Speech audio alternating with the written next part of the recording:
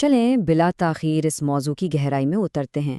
آج ہم ایک ایسی غیر معمولی اور پراسرار شخصیت کی زندگی اور ان کے چھوڑے گئے انمول ورثے کا جائزہ لینے والے ہیں، جنہیں نہ صرف ان کے معجزاتی آسمانی سفروں کی وجہ سے جانا جاتا ہے، بلکہ انسانیت کے لیے ان کی ان گنتی دنیاوی اور سماجی ایجادات کی وجہ سے بھی پہچانا جاتا ہے۔ یہ جائزہ واقعی بہت دلچسپ ہونے والا ہے۔ اس معلوماتی نشست میں ہم جن اہم نکات پر بات کریں گے ان میں انسانی تاریخ کا پہلا تنازع، حضرت ادریس کا عروج اور ان کی دنیاوی ایجادات شامل ہیں۔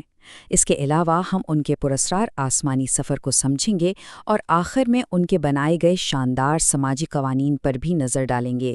یہ سارا سفر ایک زبردست تسلسل کے ساتھ آگے بڑھے گا۔ پہلا حصہ شجرہ نسب اور پہلا تنازع۔ آئیے انسانی تاریخ کے بالکل ابتدائی دور سے شروعات کرتے ہیں تاکہ اس وقت کے حالات کا مکمل پس منظر واضح ہو سکے۔ آئیے انسانی تاریخ کے اس ابتدائی شجرے پر ایک نظر ڈالتے ہیں۔ پہلی نسل میں حضرت آدم علیہ السلام، دوسری میں حضرت شیت علیہ السلام، پھر نوش، اس کے بعد یارد اور پھر پانچویں نسل میں حضرت ادریس علیہ السلام کا ظہور ہوتا ہے۔ اس سے ہمیں بآسانی اندازہ ہوتا ہے کہ وہ تاریخ کے اوراق میں بالکل ابتدا میں کس مقام پر کھڑے ہیں۔ یہاں یہ بات انتہائی قابل غور ہے کہ تاریخ کا پہلا بڑا تنازع اور اس سے ملنے والا سبق کتنا گہرا تھا۔ جب قابیل نے اپنے بھائی حابیل کو قتل کیا تو اس سے بالکل سمجھ نہیں آ رہا تھا کہ اس لاش کا کیا کرے۔ پھر اللہ کی طرف سے ایک نشانی آئی، ایک کوے نے دوسرے کوے کو مارا، زمین کھودی اور اسے دفن کر کے انسانوں کو تدفین کا طریقہ سکھا دیا۔ یہ واقعہ ہمیں بتاتا ہے کہ اس وقت انسانیت سیکھنے کے بالکل کچے اور ابتدائی مراحل میں تھی۔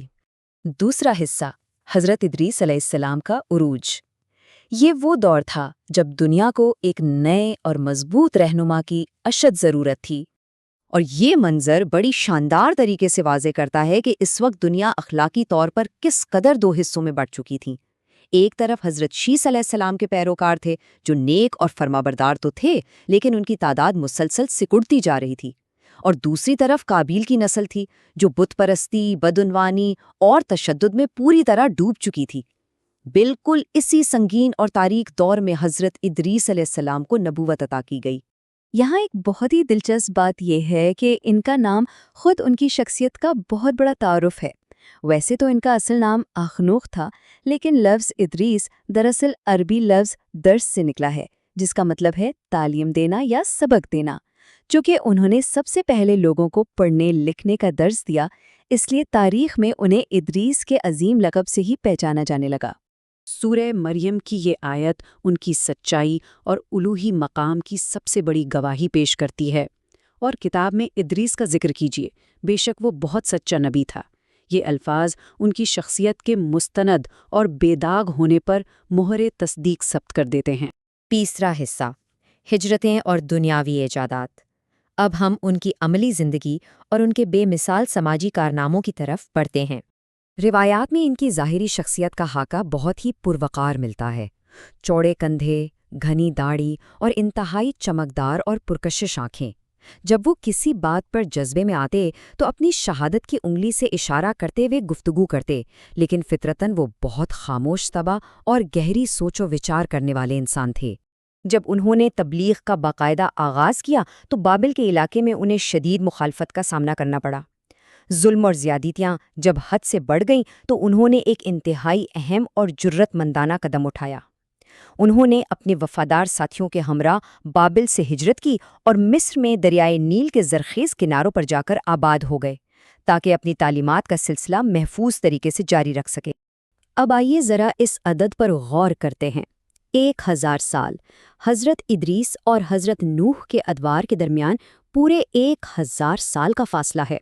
اس بڑے پیمانے کو ذہن میں رکھنا ضروری ہے، کیونکہ اس سے یہ بات اور بھی حیران کن ہو جاتی ہے کہ انسانی تاریخ کے اتنے قدیم دور میں ان کی متعارف کروائی گئی ایجادات کس قدر جدید اور غیر معمولی تھیں۔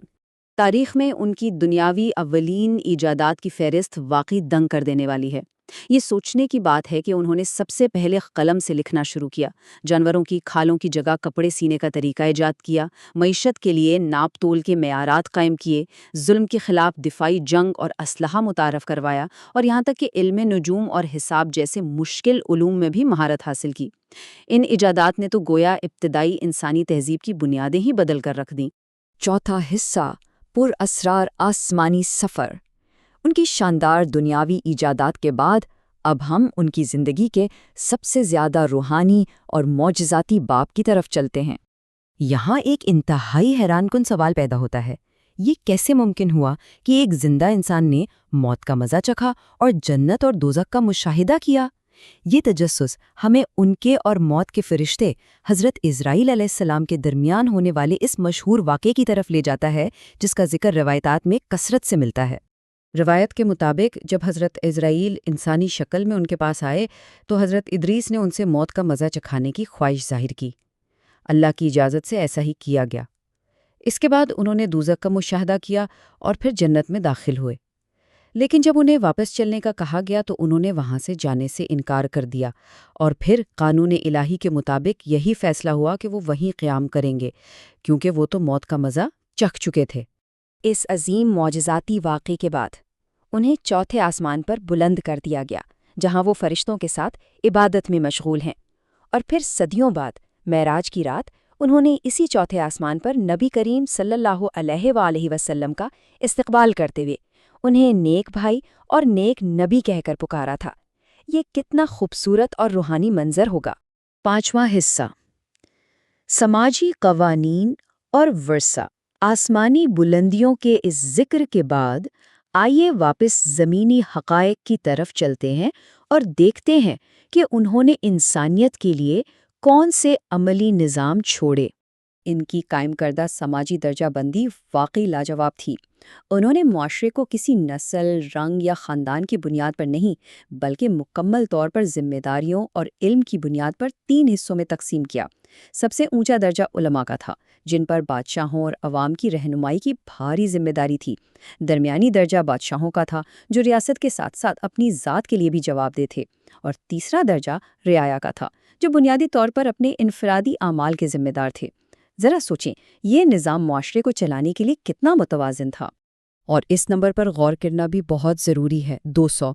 एक मोहतात अंदाजे के मुताबिक उनके सिखाए गए शहरी उसूलों के तहत कमोबेश 200 शहर आबाद किए गए, जिनमें सबसे छोटा शहर रोहा कहलाता था। इतने कदीम दौर में शहरी मंसूबाबंदी का ये पैमाना वाकई अक़ल को हैरान कर देता है। इनका शहरी निज़ाम अपने वक्त से बेहद आगे था। उन्होंने साल में कुछ दिन ईद और त्यौहार के लिए मुकर्रर किए, शहरों में सड़कों का बाकायदा जाल बिछाया, कारोबार के लिए मार्केटें बनवाईं, खेलकूद और तफरीह के लिए मैदान कायम किए और मकानात को नक्शे के मुताबिक बनाने की बाकायदा मनसूबाबंदी की। सच पूछें तो ये वही बुनियादी ढांचा है जिस पर आज के हमारे जदीद शहर खड़े हैं। आखिर में हम एक बहुत ही गहरी और फ़लसफ़ियाना सोच पर इस जायज़े का इख्तिताम करते हैं। इल्म और हुनर यकीनन अल्लाह की अता हैं, लेकिन सबसे बड़ा इम्तिहान ये है कि क्या इंसान अपनी इस अक्ल और सलाहियतों को अल्लाह की मखलूक के फ़ायदे और फलाह के लिए इस्तेमाल करेगा, या फिर उसे अपने ज़ाती खुदगर्ज़ाना मकासद तक महदूद कर देगा। हज़रत इदरीस अलैहिस्सलाम की ज़िंदगी हमें यही सिखाती है कि इल्म का असल मकसद इंसानियत की खिदमत है। ये एक ऐसा सवाल है जो आज भी हम सब के लिए इतनी ही अहमियत रखता है। इस मालूमाती सफ़र में साथ रहने का बहुत शुक्रिया।